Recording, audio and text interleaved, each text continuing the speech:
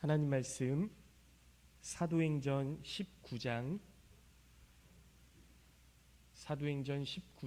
1절부터 7절까지 말씀 보도록 하겠습니다.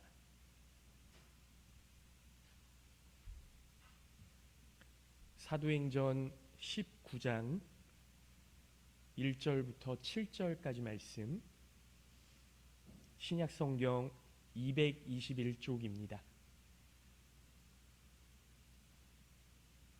신약성경 221쪽 사도행전 19장 1절부터 7절까지 말씀, 제가 봉독해서 읽도록 하겠습니다.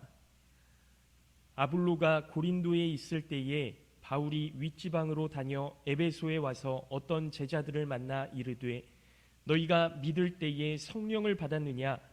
이르되 아니라 우리는 성령이 계심도 듣지 못하였노라. 바울이 이르되 그러면 너희가 무슨 세례를 받았느냐? 대답하되 요한의 세례니라. 바울이 이르되 요한이 회개의 세례를 베풀며 백성에게 말하되 내 뒤에 오시는 이를 믿으라 하였으니 이는 곧 예수라 하거늘 그들이 듣고 주 예수의 이름으로 세례를 받으니 바울이 그들에게 안수함에 성령이 그들에게 임하심으로 방언도 하고 예언도 하니 모두 12사람쯤 되니라. 아멘. 할렐루야. 네, 오늘 예배에 나오신 우리 모든 성도님들 주님의 이름으로 환영하고 축복합니다. 오늘 성령 강림 후 마지막 주를 맞이합니다. 그래서 오늘 이제 성령 강림절이 다 끝이 나고요. 다음 주부터는 예수님의 오심을 기다리는 강림절이 시작이 되는데요. 자주 말씀드리지만 다음 주부터는 이제 새해예요. 교회력으로 따지면 이제 예수님의 오심을 기다리고 성탄절까지 그 강림절 4주를 지낸 후에 이제는 강림절이라고도 하고 대강절이라고도 하고 대림절이라고도 하는데 다 똑같은 절기입니다. 예수님의 오심을 기다리고 이제 예수님과 동행하기를 결단하고 이런 시간을 갖게 될 건데요.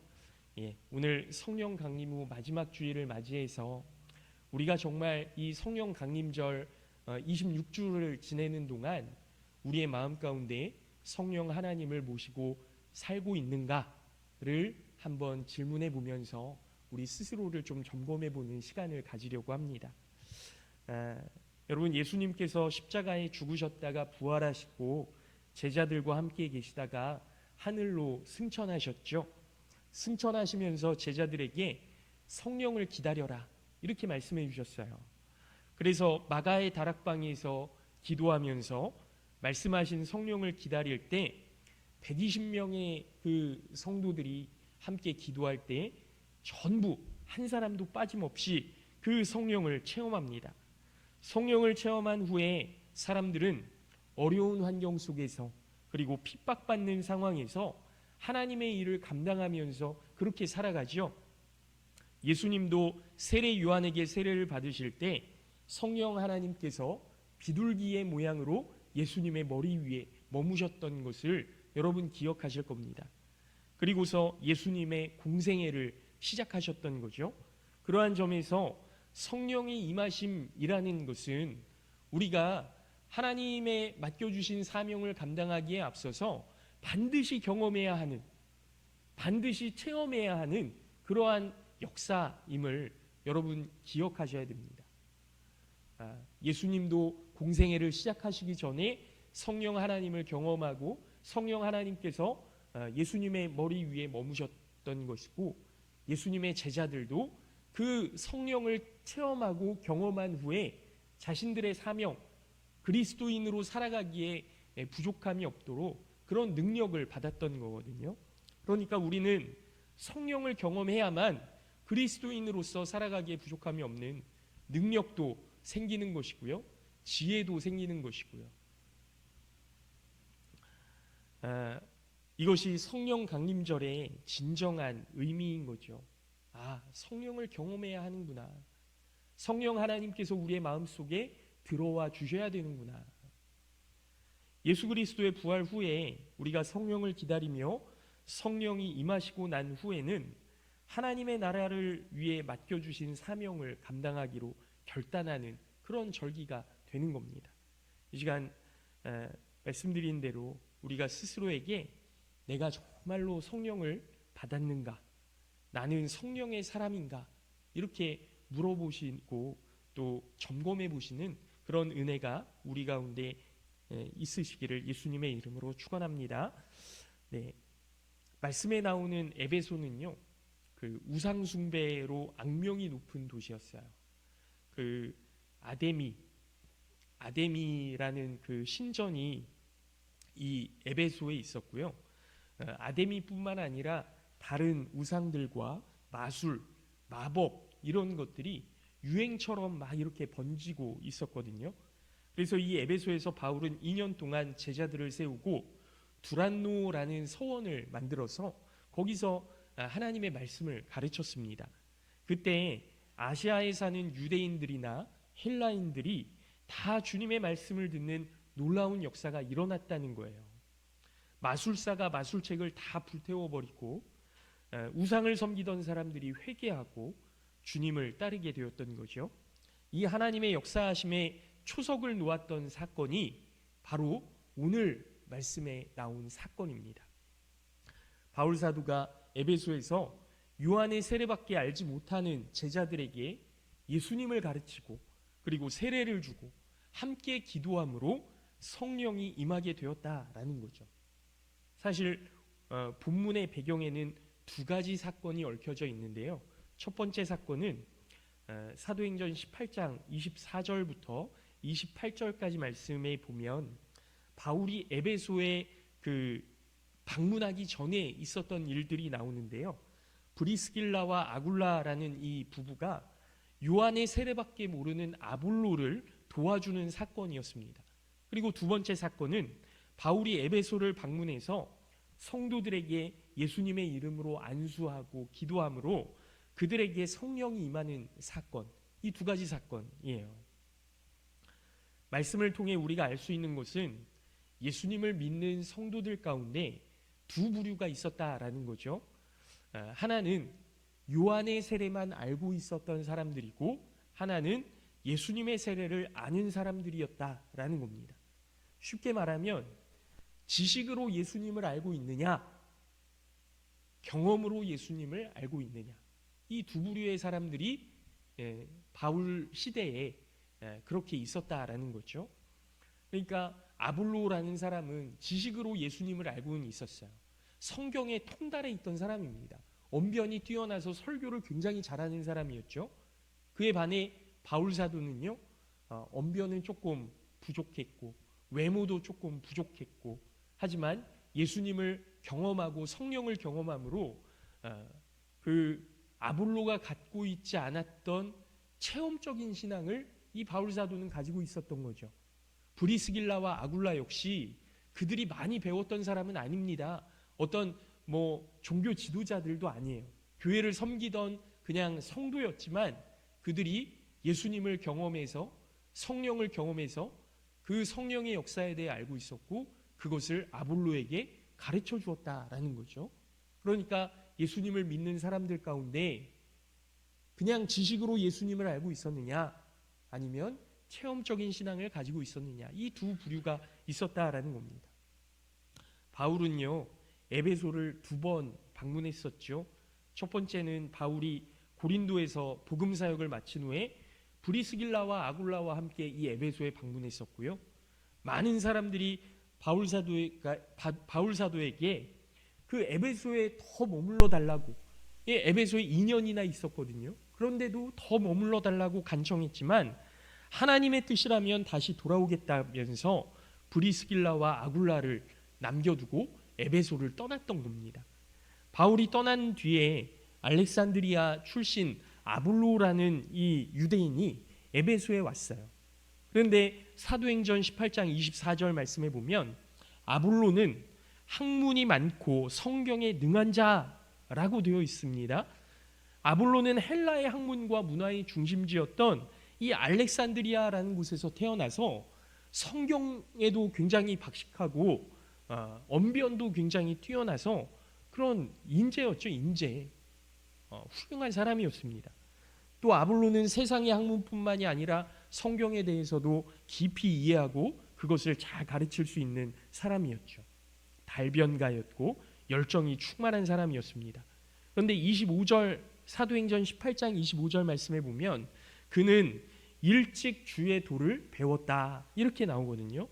여기서 주의 도를 배웠다라는 말에 대해서 우리가 정확하게 알 수는 없지만 말씀에 열심으로 예수에 관한 것을 말하며 가르치나 열심으로 예수에 관한 것을 말하며 가르쳤지만 요한의 세례만 알 따름이라. 여러분, 그러니까 세례 요한이 예수님에 관해서 예언하고 가르친 것이라 추측하고 그 아볼로는 세례 요한에게 배워서 예수님에 대한 것들을 말하고 가르치고 뭐 이런 그리스도인이었지만 그 요한의 세례밖에 알지 못했다. 그러니까 성령 세례에 대해서 예수님이 주셨던 그 세례에 대해서 알지 못했다라는 거죠. 아볼로는 십자가와 부활의 의미에 대해서도 알지 못했고 예수님의 세례에 대해서도 알지 못했다라는 겁니다. 분명 세례 요한에게 예수님에 관한 도를 배웠음에도 불구하고 예수님의 그 십자가와 부활에 대해서는 직접 경험해 보지 못했잖아요. 그러니까 믿어지지가 않는 거예요. 예수님을 만나보지 못했으니까. 그리고 예수님의 세례를 몰랐다라는 것은 일찍부터 메시아의 오심을 기다리며 순례자의 길을 나섰지만 결국에는 예수님을 경험하지 못했기 때문에 성령을 경험하지 못했기 때문에 알 수가 없는 거죠. 그래서 아볼로는 예수님의 십자가와 부활, 오순절 성령의 강림 여기에 대해서 듣기만 했을 뿐 경험하지는 못했던 그런 사람이었다. 하지만 열정과 열심으로 예수님에 관한 것을 담대하게 가르쳤던 사람이다. 여러분, 그 지식으로만 충만한 사람이 있어요. 지식적으로 정말 뭐 감히 범접하지 못할 만큼 성경에 대해서도 예수님에 대해서도 잘 알고 있는 사람이 있습니다. 오늘 우리가 생활하는 한국 교회에도 그런 분들이 계세요.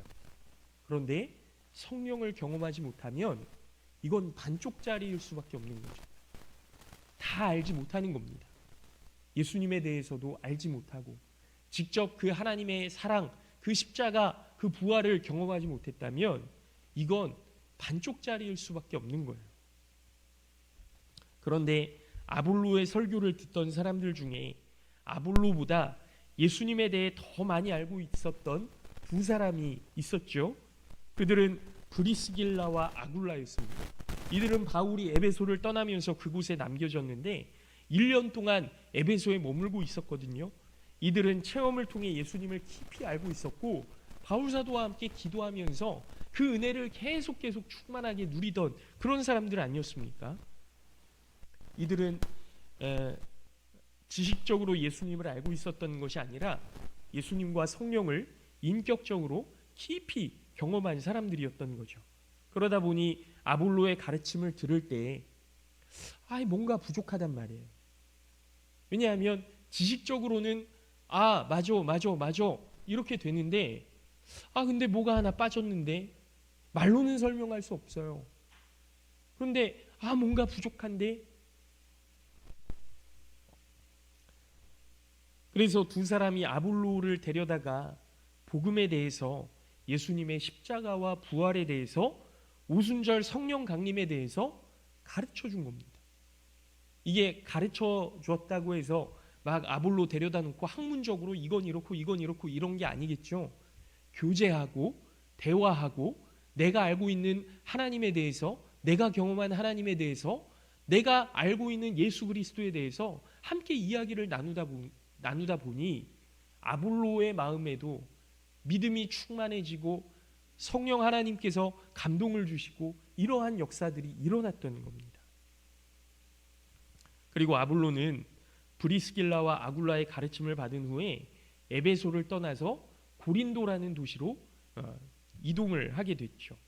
고린도에서 아볼로의 사역에 관해 말씀을 보면 그가 감히 은혜로 말미암아 믿은 자들에게 많은 유익을 주니 이는 성경으로서 예수는 그리스도라고 증언하여 공중 앞에서 힘있게 유대인의 말을 이기미러라 그랬습니다.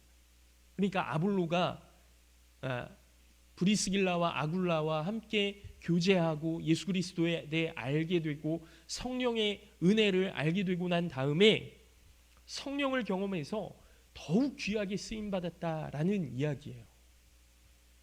두 번째로 바울이 에베소에 방문했던 것은 본문 1절 말씀에 나오는데요. 바울 사도가 3차 전도 여행을 시작하는 시점입니다.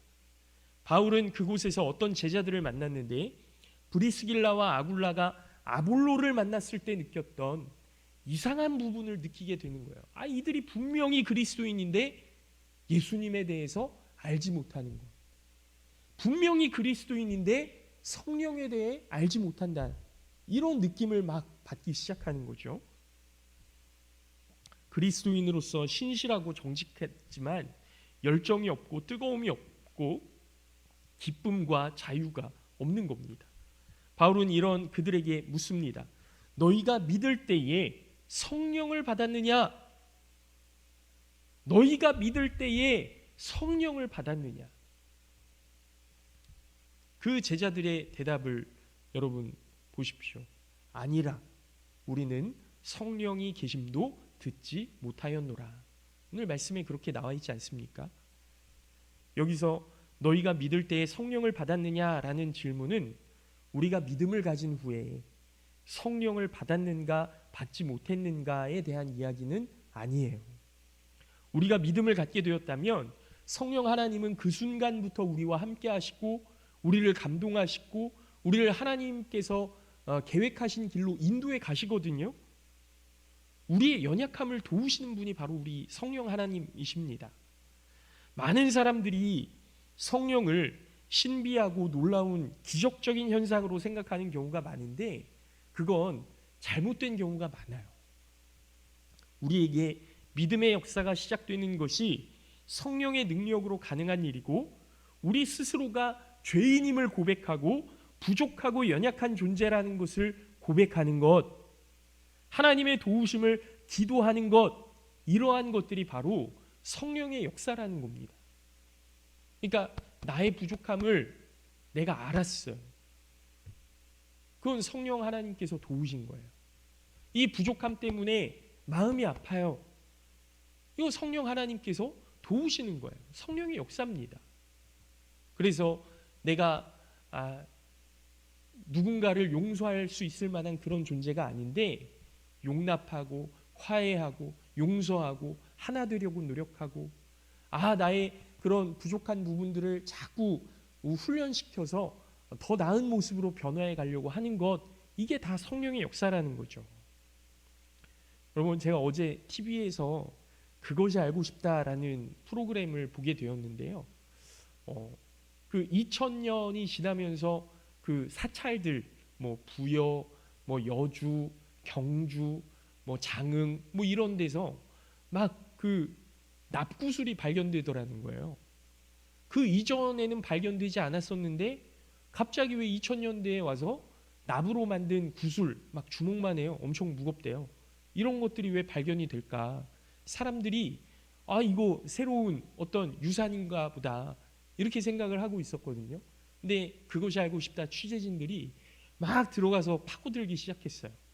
그랬더니 결국에는 어떤 알 수 없는 종파에서 어떤 스님이 이 자수정으로 구슬을 만들고 사찰들마다 막 이렇게 묻으러 다닌 거예요. 산들마다 막 이렇게 묻으러 다니고 자수정 값이 너무 비싸고 어렵다 보니까 납으로 구슬을 만들어서 사찰들마다 막 이렇게 뿌리고 다닌 겁니다.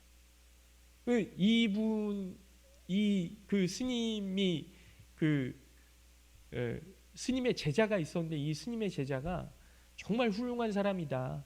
이 사람이 막 쳐다보기만 해도 병이 낫고 어디가 아프고 마음에 고민이 있을 때 이 사람이 쳐다보기만 하고 그냥 복숭아 나무 그 긴 가지가 있더라고요. 이 가지를 들고 그 사람을 이렇게 한 바퀴 돌면 그 사람의 응어리가 막 풀어지고 이렇다는 거예요.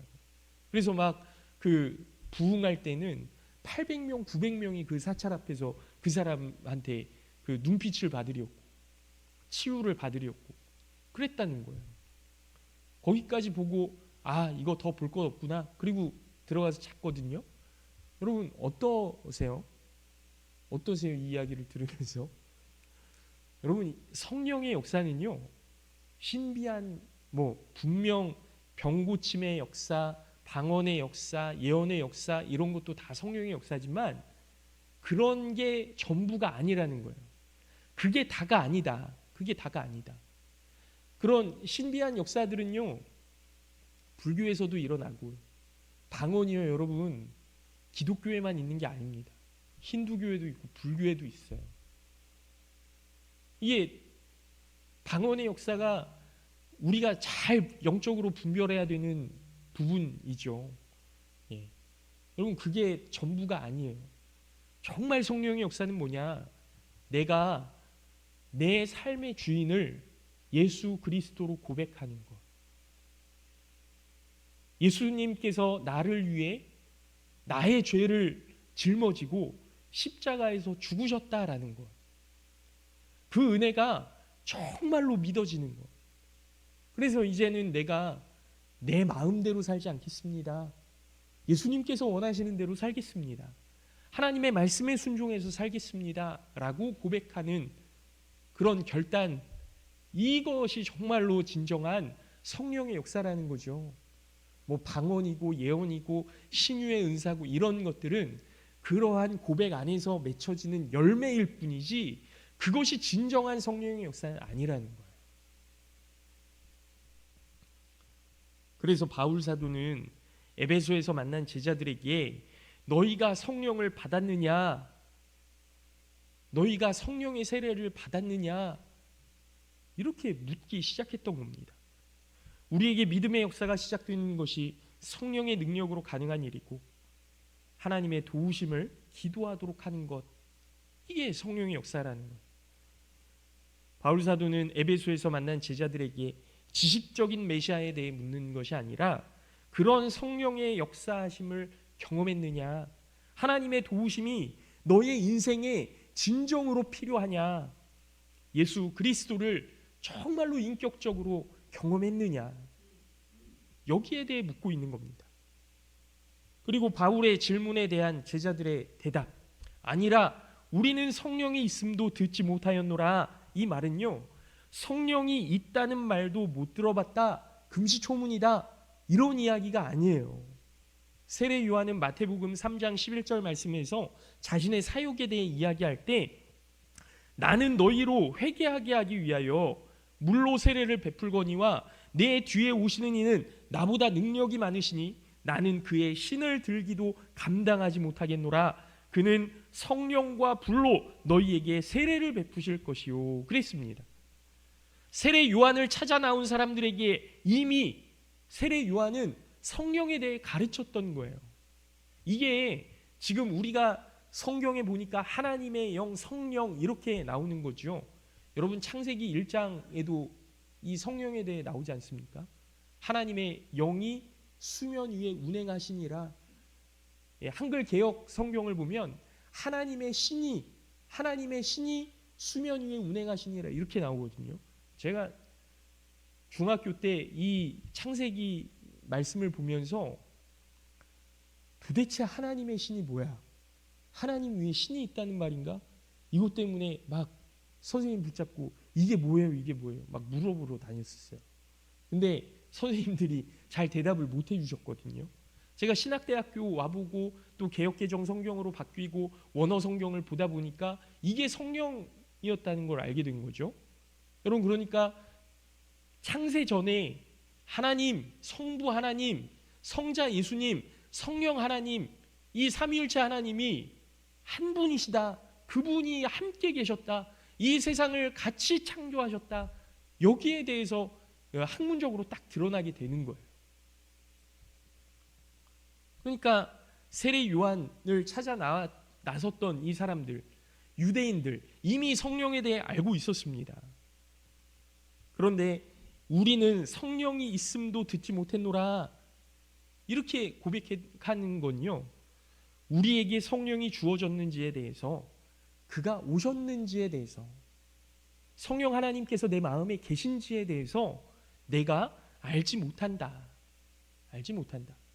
성령이 우리 안에 들어와 계시다는 증거가 뭐냐? 증거가 뭐냐? 내가 알지 못하겠다. 여러분, 지금 한국교회 모든 성도들이 이런 상태 아닙니까? 제가 느끼기에는 그래요. 성령이 우리 안에서 역사하시는지 안 하시는지 알지 못해요. 왜 그렇습니까? 그냥 신비한 일들을 성령으로 생각하는 경우가 많거든요. 그러다 보니까 자꾸 이상한 데로 빠지고, 신천지에서 뭔가 하나 탁 건드리면은 그게 진짜구나 하고 막 우르르 몰려가고. 바울은 이런 그들에게 다시 질문하죠. 그러면 너희가 무슨 세례를 받았느냐? 이에 제자들이 대답합니다. 요한의 세례니라. 바울은 에베소 제자들의 대답을 들은 후에 그들에게 예수 그리스도에 대해서 가르쳐 주세요. 세례 요한이 내 뒤에 오시는 이를 믿으라 하였으니 바로 그분이 예수님이시다. 세례 요한의 가르침대로 우리가 요한에 머물러 있지 말아야 되고 예수 그리스도께까지 나아가야 된다. 또 바울은 예수 그리스도의 부활과 오순절 성령 강림에 대해서 가르치죠. 여러분, 브리스길라와 아굴라가 아볼로에게 가르쳤던 것과 똑같은 겁니다. 바울 사도가 브리스길라와 아굴라를 제자 훈련시켰던 것처럼 바울 사도가 또 에베소에 있는 이 사람들을 똑같이 제자 훈련을 시작한 거예요. 그리고 바울의 가르침을 받은 에베소의 제자들은 예수님의 이름으로 세례를 받습니다. 그들은 예수님을 그리스도로 영접하고 예수님을 믿고 예수님의 다스리심을 받게 되었던 거죠. 바울은 이런 그들에게 안수했고 그때 그들에게 성령이 임하게 되는데, 여러분, 진짜로 그런 신비한 일이 아니라 하나님이 나를 사랑하시는구나, 예수님께서 나를 위해 십자가에 못 박히셨구나, 그 예수님께서 또 부활하셔서 우리를 위해 중보하시고 우리를 다스려 주시고 우리와 함께 하시는구나, 이게 진짜로 믿어지기 시작했다라는 거예요. 그러니까 그들에게 부족했던 모든 것이 다 해소가 되는 거죠. 여러분, 신앙생활하면서 뭔가 나에게 좀 부족한 게 있는데 이게 뭘까? 이게 뭘까? 그런 경험 없으세요? 여러분, 하나님이 우리와 함께 하신다. 하나님이 나를 사랑하신다. 이게 정말로 믿어져야 그 부족함이 해소가 되는 겁니다. 그들의 심령이 기쁨과 감사가 충만하게 되었죠. 그들의 마음은 열정과 뜨거움으로 가득 차게 되었고요. 그들은 예수 그리스도의 증인이 되었고 복음을 위해 헌신하는 사람들이 되었습니다. 사랑하는 성도 여러분, 우리는 말씀을 통해서도 두 종류의 성도가 있음을 배우게 됩니다. 요한의 세례만 아는 성도와 예수님의 세례를 아는 성도. 예수 그리스도를 지식적으로 아는데 마음으로 체험하지 못한 사람들과 예수 그리스도를 경험적으로도 알고 체험함으로 그 말씀에 순종하고 살아가는 사람들, 우리는 어디에 속한 성도입니까? 요한의 세례만 아는 자들은 진정한 그리스도인이 아닙니다. 물론 이들은 아볼로와 에베소의 제자들처럼 예수님을 잘 알죠. 열심히 예수님의 도를 배웁니다. 예수님에 관한 것을 자세히 말하고 전도하는 일에 힘쓸 수 있습니다. 그들의 삶은 신실하고 정직합니다. 하지만 이 사람들은요, 예수님의 세례를 알지 못하기 때문에 그 심령에 뜨거움과 감격이 없는 거예요. 하나님 나라의 신령한 은혜를 누리지 못합니다. 주님을 위한 온전한 헌신이 없습니다. 그렇기 때문에 우리는 요한의 세례에 머물지 말고 예수님의 세례로 나아가야 합니다. 우리 심령의 감격과 뜨거움을 가지고 신앙생활을 해야 됩니다. 여러분, 제가 11월 달에 감사에 대한 이야기를 하면서 감격을 회복해야 된다고 매주 말씀드렸거든요. 이 감격이 회복될 수 있는 방법이 뭐냐? 예수 그리스도를 정말로 경험하지 못하면 이 감격이 회복될 수가 없습니다. 예수님이 정말 나의 주인이시다라는 것이 피부에 와닿지 않으면 이 감격이 회복될 수 없는 거예요. 하나님 나라의 신령한 은혜를 누리고 세상이 알지 못하는 기쁨과 생명을 누리려면 예수님이 피부로 경험되어야 하는 거죠. 여러분, 이게 어떻게 보면 뜬구름 잡는 이야기처럼 들려질 수 있어요. 그래서 어떻게 해야 되는데? 여러분, 기도하셔야 됩니다. 예수님, 내 마음에 들어와 주셔서 경험하게 하여 주시옵소서. 예수님의 사랑이 믿어지게 하여 주시옵소서. 예수님의 그 은혜를 경험할 수 있도록 성령 하나님 도와주시옵소서. 그때 성령의 역사가 시작될 줄로 믿습니다. 여러분, 이미 우리는 예수님을 나의 주인으로 고백하고 나는 죽을 수밖에 없는 죄인인데 예수님께서 나를 위해 십자가에 못 박혀 죽으심으로 내 죄가 용서함을 받았다라고 고백하고 있잖아요. 여러분, 그 고백이 정말로 나는 죽을 수밖에 없는 죄인이다, 나는 씻어질 수 없는 죄인이다, 정말로 그렇게 믿어지신다면 하나님 앞에 간구해야 되는 것 아닙니까?